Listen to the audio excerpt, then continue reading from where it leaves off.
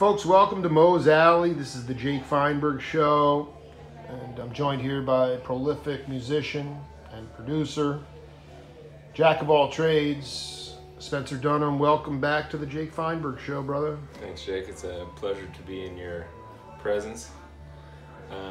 Tell me, you were just saying I wanted to talk to you about this on my show. Go. So we didn't get a chance to discuss this aspect of the Brooklyn show, which we talked about. But when we were in Brooklyn, towards the end of the show, sometimes I'm playing and I'm like looking down or whatever. Sometimes I'm looking up. But towards the end, you, my friend, had enthused a large number of concert goers to follow every move you made, and I could not help but fully lose it on stage. I was laughing and like cracking up, and what was going on was... By the way, I just want to be clear, my friends were able to... You all right? Everything cool? Yeah. No, it happened early on, like where before the electric set, my buddies were texting me saying the minute you put your hands up, everybody's putting their hands up. So it was a momentum thing. I was calling it Feinberging because Jaking. Feinberging, dude. Tell me about it. When you looked at me, so you were uncontrollably. I didn't see you laughing actually. Because you were in the moment and very enthused, and so you would occasionally do something like, yeah. And then everyone, like, behind you, like, I don't know, 12 to 15 people would also do that. And there was a lot of happy people that were enjoying doing the fist bump, the, like, hand swing. There were so many moves, I can't remember them all. I got so many moves in the bank. So what does that mean to you? I mean, that's about just affecting positivity at a concert. Can you talk about what brought you joy? Or just the insanity of the fact that Jake Feinberg was leading a charge of people. Yeah, I mean, sometimes like a front man could be doing that and have a worse response. You mean a front man at a band? A front man would be like, throw your hands in the air and have like fewer people, whereas you were just a concert goer, enthused, and everyone was following your lead. So yeah, it was a very special moment for me. Can you talk about like your concept of repertoire? Like, I mean, have you played like wedding gigs before where they've been like, yo, we got to play this James Brown tune, or like how have you developed a bag of tunes that, in theory, that like, if people called out tunes, you would know them? Like, do you have a deep bag in your repertoire? No. So, terrible musician. What does that mean? I mean, you're not a terrible musician. You just don't, like, you've never really had to, in that sense, play. Have you done weddings before? Weddings or the. No, I've never done a wedding. I've never. Actually, sorry, that's a lie. Okay, I want to hear tell me about the wedding gig. Well, we have done a couple. Allah-Las have played a couple weddings. Wow. One was like really early on. It was this fan. So they were just play your stuff, play your original. Yeah. We've never had a gig where we played like Sarah Vaughan or James Brown, like that, the covers tunes. Covers, yeah. Wouldn't be possible. But we played a wedding at the Natural History Museum in LA for some people who have become friends over the years, Giuliano and Kathy.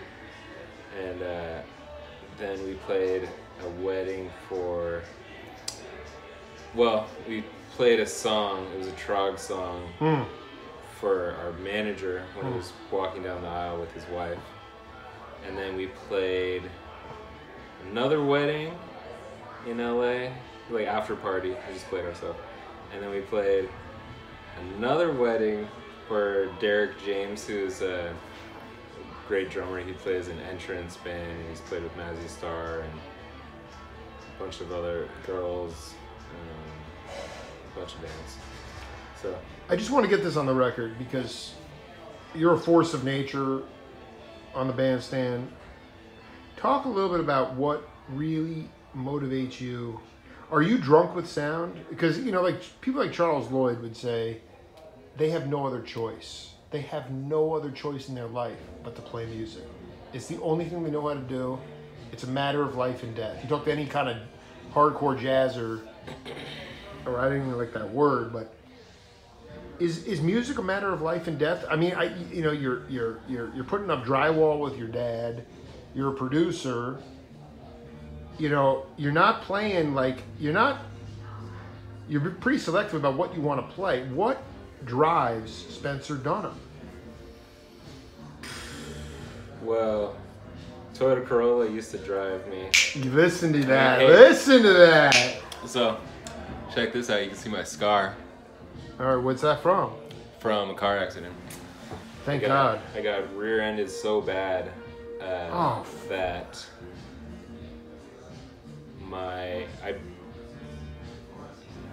I broke my nose and split my lip on the airbag. It was like I came to a stop on a freeway, avoiding an accident or avoiding hitting a car. Right, and then somebody didn't stop accelerating. And then somebody behind me did the exact same thing as me, and then hit my car, and then, bam, split my lip open, broke my nose.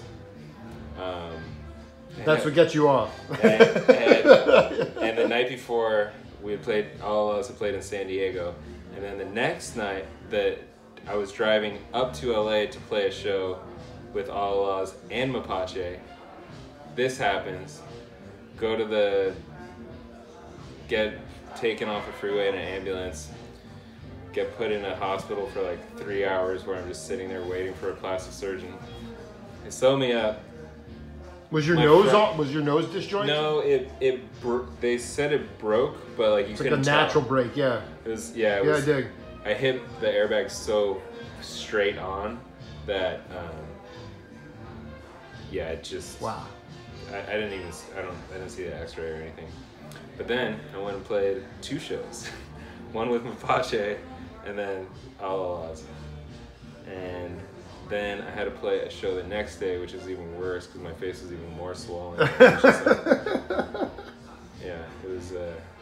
But here's the thing, because all I care about at this point in my life, like, you guys give me so much positive energy in my soul to go back and be a better person.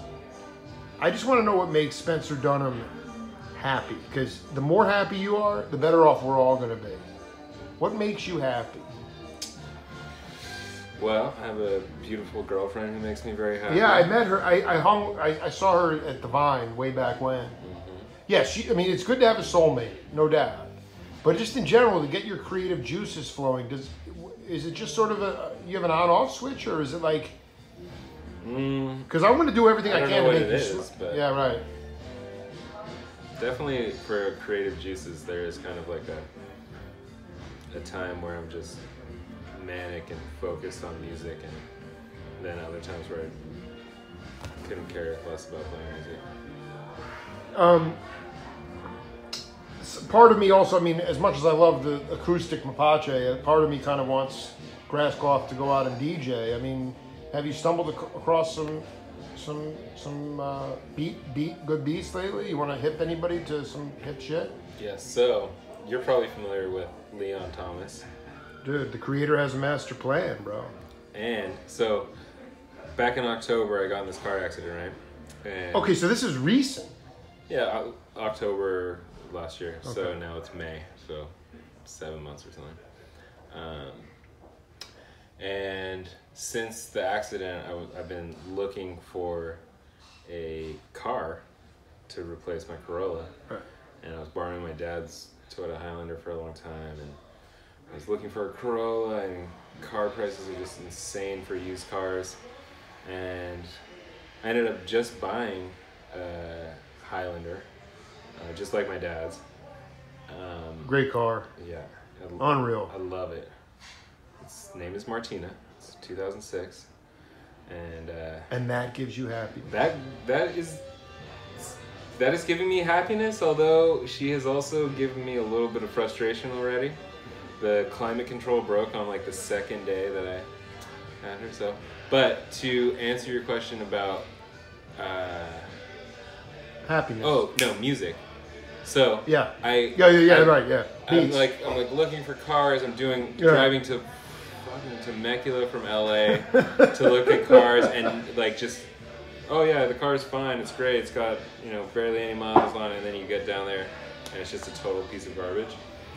So anyways, I finally find this car, and it's in Anaheim, and I go, my dad drives me out there. I buy it, and then I drive back to Anaheim the next day, and the guy's putting a new stereo in it, and we're waiting all this time, and then right when I get the keys to the car, put on K-Jazz, and I have to drive my dad to the freeway because he didn't have a phone, he doesn't have a phone right now, and he didn't know how to get back home.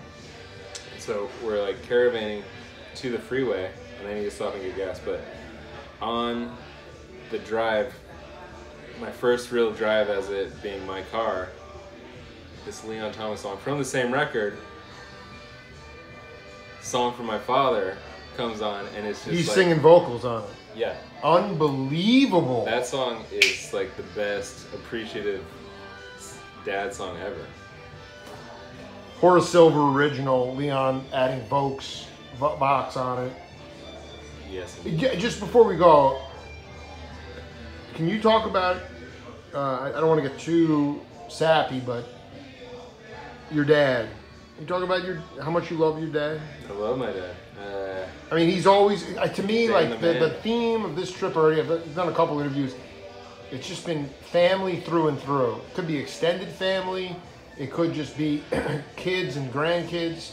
But in this case, like, what has your dad meant to you? And how much, just talk a little bit about how he's always supported you. Yeah, I mean, if it wasn't for my dad, I probably wouldn't be I definitely wouldn't be where I am now, but like, since the beginning, he was always supportive of me playing music, and he bought my sister a drum set, and she didn't really use it, but like I would play his old acoustic guitars, and then I bought electric guitar, and I bought an amp, and then there's this drum set, and then Allah-Las started in my parents' basement, and they were cool with us. Whoa, I don't think I even knew that. You didn't drop that info in the first interview we did. Really? It started in your basement? Yeah, the first practices for the first year or 2 years, I don't know. We're all at my parents' house. In the basement. Looking forward to 2 straight nights of Spencer Dunham dropping. Oh, you're coming tomorrow? Dude, I flew in last day. I can't just do one night, dude. I mean, I don't know how you got here. You just kind of like teleport. Dude, it's all teleporting, but I'll tell you, it was a struggle, but we're gonna blow the roof off this place, and tomorrow we're gonna own it, baby. Much love, dude. I can't wait to see you on the bandstand. All right. Well, thanks, Jay. Jake Feinberg Show. We'll see you later.